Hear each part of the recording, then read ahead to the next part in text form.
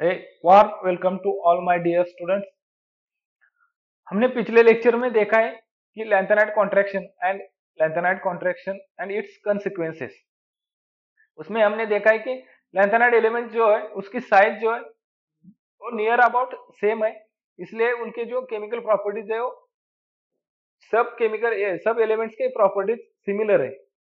और उस similar properties की वजह से हम उसको सेपरेट नहीं कर सकते, लेकिन हमको फिर भी सेपरेट करना है तो हम आयन एक्सचेंज मेथड और सॉल्वेंट एक्सट्रैक्शन मेथड से सेपरेट कर सकते हैं। उसमें से पहले हम आयन एक्सचेंज मेथड देखेंगे। आयन एक्सचेंज मेथड से सेपरेशन कैसा करेंगे, ये सब प्रॉपर्टीज सेम होते हुए भी हमको सेपरेट करना है, तो हम ऑन व्हाट बेसिस, हम किसके बेसिस के ऊपर हम उसको सेपरेट कर सकते हैं। आयोनिक रेडियाई या एटॉमिक रेडियाई में हमने देखा है लेंथेनाइड कॉन्ट्रैक्शन में कि एटॉमिक रेडियाई 0.09 एंगस्ट्रॉम यूनिट से यूनिट का डिफरेंस है लैंथेनम टू ल्यूटेशियम तक, और आयोनिक रेडियाई का 0.17 एंगस्ट्रॉम यूनिट का डिफरेंस है। ये जो डिफरेंस है उस डिफरेंस के बेसिस पे, तो इसका मतलब है लैंथेनाइड एलिमेंट्स का और रेजिन का जो भी बॉन्ड होगा उसके रिलेटिव स्ट्रेंथ, या आगे एलिमेंट्स के और रेजिन के बॉन्ड की जो रिलेटिव स्ट्रेंथ है उस रिलेटिव स्ट्रेंथ के बेसिस पे ऊपर आयोनिक रेडियाई की जो भी आयोनिक रेडियाई डिक्रीज हो जाती है, उस आयोनिक रेडियाई डिक्रीज होने की वजह से जो भी एलिमेंट्स का जो बॉन्ड प्रिपेयर होता है वो बॉन्ड में जो भी बॉन्ड का कैरेक्टर रहता है या परसेंटेज कैरेक्टर रहता है उसका उसके डिफरेंस के बेसिस पे हम उसको सेपरेट कर सकते हैं। फर्स्ट ऑफ ऑल हम इसमें देखेंगे आयन एक्सचेंज में क्या है। आयन एक्सचेंज का मतलब क्या है। Ion means there is a in any element there is a two types of ion, one is cation और another one is anion. Exchange means अदला बदली यानी रिप्लेसमेंट। सबसे पहले हम आयन एक्सचेंज की डेफिनेशन देखते हैं। Reversible exchange of ions between stationary solid phase and mobile liquid phase is called as ion exchange.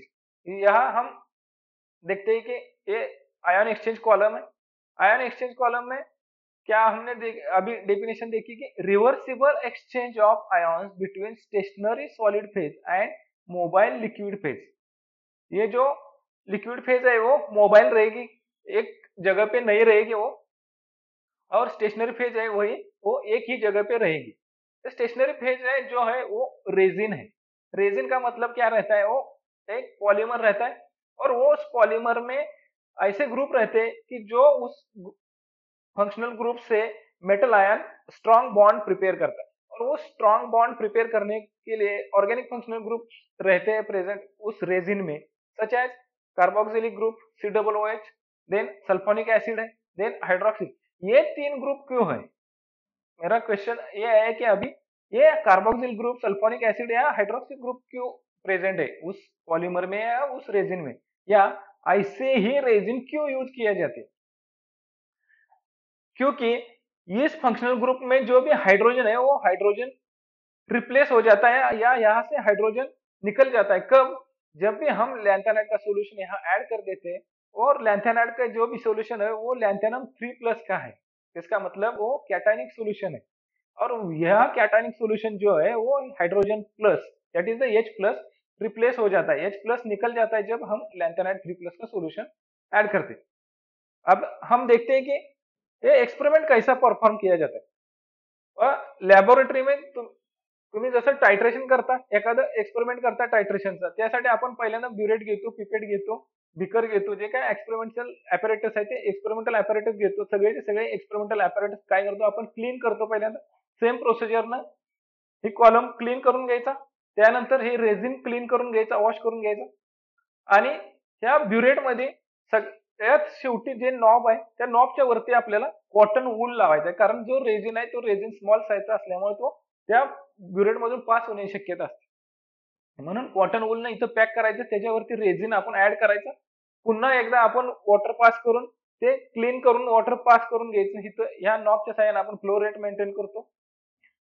त्यानंतर ह्या रेझिन मध्ये जो गॅप असेल तो गॅप पूर्णपणे काढून घ्यायचा, एअर काढून घ्यायची, आणि हा क्लोजली पॅक्ड रेझिन करून घ्यायचा एका कॉलम मध्ये।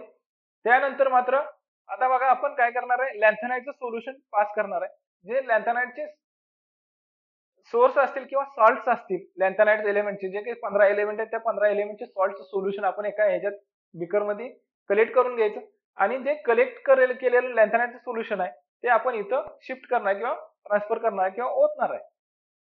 इथं ओतत असताना हे जे लॅन्थेनाइटचं सोल्युशन आहे त्याला आपण मोबाईल फेज म्हणतोय, की ज्याला मोबाईल फेजला इल्युएंट म्हटलं जातं.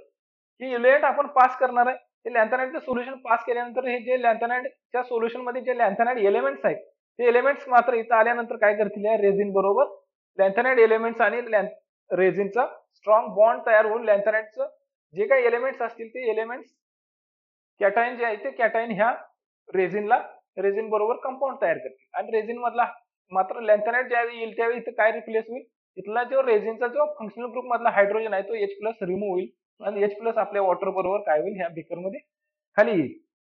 त्यानंतर जो लॅन्थेनाइट एलिमेंट्स सगळेच्या सगळे एलिमेंट जर पूर्णपणे त्या रेझिन बरोबर बॉन्ड तयार करून ते आपल्या रेझिन मध्ये पॅक झाले किंवा कोऑर्डिनेशन कंपाऊंड तयार झालं, त्यानंतर मग प्रश्न राहिला आपल्याला नक्की काय पाहिजे, आपल्याला इथं सेपरेशन करायचं. मग सेपरेशन इथं पूर्ण झालं का नाही झालं, कारण लॅन्थेनाइट एलिमेंट जे आहेत ते लॅन्थेनाइट एलिमेंट ह्या रेझिन बरोबर कंपाऊंड तयार करून त्या रेझिनच्या बरोबर कॉलम मध्येच प्रेझेंट आहे, आपल्याला या बीकर मध्ये सेपरेट नाही झाले. त्यानंतर मात्र मग जर आपल्याला हे लॅन्थेनाइट एलिमेंट जर सेपरेट करायचे असतील तर काय करायला लागते, आपल्याला त्यासाठी बफर सोल्युशन ऍड करायला. म्हणजे त्या बफर सोल्युशन मधला जो कॅटायनिक मॉलिक्यूल असेल तो कॅटायनिक मॉलिक्यूल त्या रेझिन बरोबर बॉन्ड तयार करेल, म्हणजेच लॅन्थेनाइटला काय करेल, रिप्लेस करेल. ज्यावेळी हा अमोनियम आपण बफर सोडतो, सिट्रेट सायट्रिक ऍसिड आणि अमोनियम सिट्रेट आहे की याला आपण सिट्रेट बफर म्हणतो, की ज्याचा पीएच 4 ते 7 मध्ये आहे. हे असं बफर सोल्युशन आपण काय करू, यात पास केल्यानंतर जे बफर सोल्युशन इथं आल्यानंतर ते काय करेल, लॅन्थेनाइट एलिमेंट्स मध्ये जो काय लॅन्थेनाइट आणि रेझिनचा जो बॉन्ड तयार झालेला आहे तो बॉन्ड काय करेल, ब्रेक करेल आणि स्वतः त्या रेझिन बरोबर NH4R इथं या दुसऱ्या रिएक्शन मध्ये दाखवले बघा 3NH4R, इथं अमोनियम आणि रेझिनचा स्ट्रॉंग बॉन्ड तयार होईल त्या लॅन्थेनाइट पेक्षा, म्हणून म्हणजे स्टेबल म्हणू त्याला आपण, लॅन्थेनाइट पेक्षा स्टेबल बॉन्ड तयार होईल आणि त्यावेळी ती काय करेल, लॅन्थेनाइटला रिप्लेस करत जाईल. एक एक लॅन्थेनाइट एलिमेंट लूज करेल आणि NH4 काय करेल, त्या लॅन्थेनाइटची जागा घेईल आणि त्या रेझिन बरोबर NH4+ पॅक होऊन कोऑर्डिनेट बॉन्ड तयार करेल किंवा कोऑर्डिनेशन कंपाऊंड तयार करेल. मग इथं मात्र आता ज्यावेळी NH4 रेझिन बरोबर बॉन्ड तयार करतोय त्यावेळी आपल्याला काय मिळणार आहे, आता लॅन्थेनाइटचं एलिमेंट्स एक एक एलिमेंट्स मिळणार आहे. पण इथे एक गंमत आहे बघा, आपण लॅन्थेनाइट कॉन्ट्रॅक्शन मध्ये जे बघितलं होतं ऍटॉमिक रेडियाई किंवा ionic radii, lanthanum to lutetium decrease होत जाते, म्हणजे according to periodic table from horizontally it decreases, from left to right it decreases. मग जसं जसं लॅन्थेनम सेरियम प्रासिओडायमियम करत करत आपण ल्युटेशियम पर्यंत येऊ तसं साईज काय होत जाते, डिक्रीज होत जाते. म्हणजे लॅन्थेनमची साईज जास्त आहे, ल्युटेशियमची साईज कमी आहे, स्मॉल आहे, बघा स्मॉल आहे. मग हिथं मात्र त्याच्या उलट फिनॉमिनॉन आहे. ज्यावेळी आपण हायड्रेटेड सोल्युशन तयार करतोय त्या हायड्रेटेड सोल्युशन मध्ये लॅन्थेनम जो आहे तो लॅन्थेनमचं स्मॉल साईज जी आहे ती स्मॉल होत जाते आणि ल्युटेशियमची साईज जी आहे ती लार्ज होत जाते.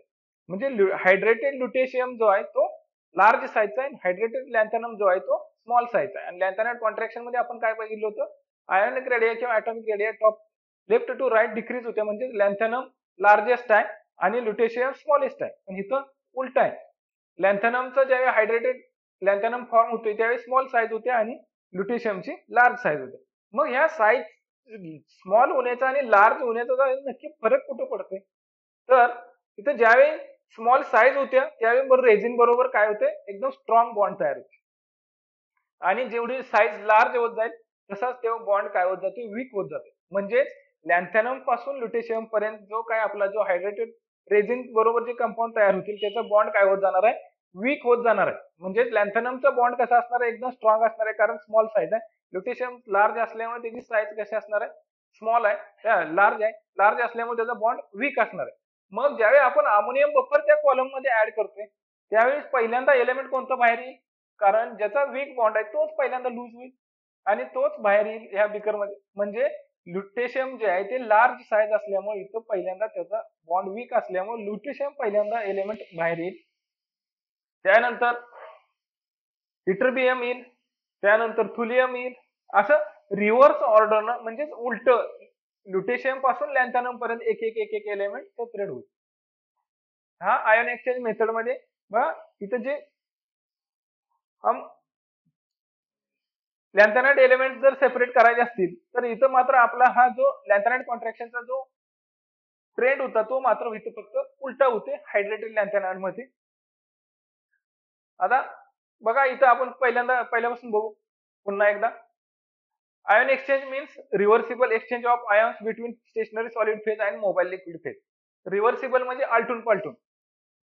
बघा आता मार्केटमध्ये काय काय मुलं शर्ट खरेदी करत असतील, ते शर्ट पण दोन प्रकारे आपण युज करू शकतो. एक बाहेरच्या बाजून पण युज करू शकतो किंवा आतल्या बाजून पण युज करू शकतो. म्हणजे काय आपण आलटून पालटून युज करू शकतो. That is the reversible. And exchange means आदला बदल. दुसऱ्याची वस्तू एक आपण घेतली तर त्याला आपण दुसरी त्या बदल्यात एखादी वस्तू देतो, दॅट इज द एक्सचेंज. असा आयॉन जे एक्सचेंज होतंय मोबाईल फेज मधला आणि स्टेशनरी फेज मधला, म्हणून त्याला आपण आयन एक्सचेंज म्हणतोय. There is to types of ion exchange, cation exchange and अनायन exchange. And this technique involves two phases. There is a stationary solid phase and mobile liquid phase. मग stationery solid phase जे आहे तिथं जो resin असतो तो polymer material असते, की ज्या पॉलिमर मटेरियल मध्ये ऑर्गॅनिक फंक्शनल ग्रुप आहे, की फॉर एक्झाम्पल कार्बोक्झॅलिक ऍसिड आहे, सल्फोनिक ऍसिड आहे आणि हायड्रॉक्सिल ग्रुप आहे. त्यातला हायड्रॉक्सिल ग्रुप किंवा कार्बोक्झिलिक ग्रुप किंवा सल्फोनिक ऍसिड जो ग्रुप आहे त्यातला H प्लस काय होते, रिप्लेस होते कॅटायनला. H प्लस जो आदला बदल करतोय ते कॅटायनच्या बदल्यात आदला बदल करतोय. कॅटायन त्या ऑर्गॅनिक फंक्शनल ग्रुपला बॉन्ड तयार करते आणि H प्लस लूज होते.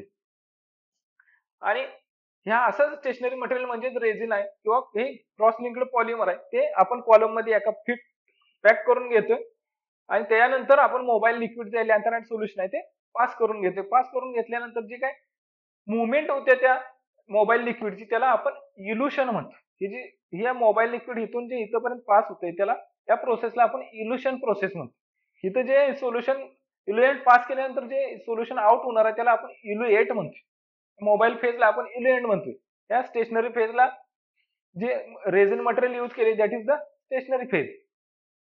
मग लॅन्थेनाइट ज्यावेळी आपण पास करतो त्यावेळी रेझिन बरोबर बाइंड झाल्यानंतर हा LnR3 कंपाऊंड तयार होते आणि 3H प्लस काय होते, रिप्लेस होते किंवा बाहेर निघते, एक्सपेल्ड आउट होते.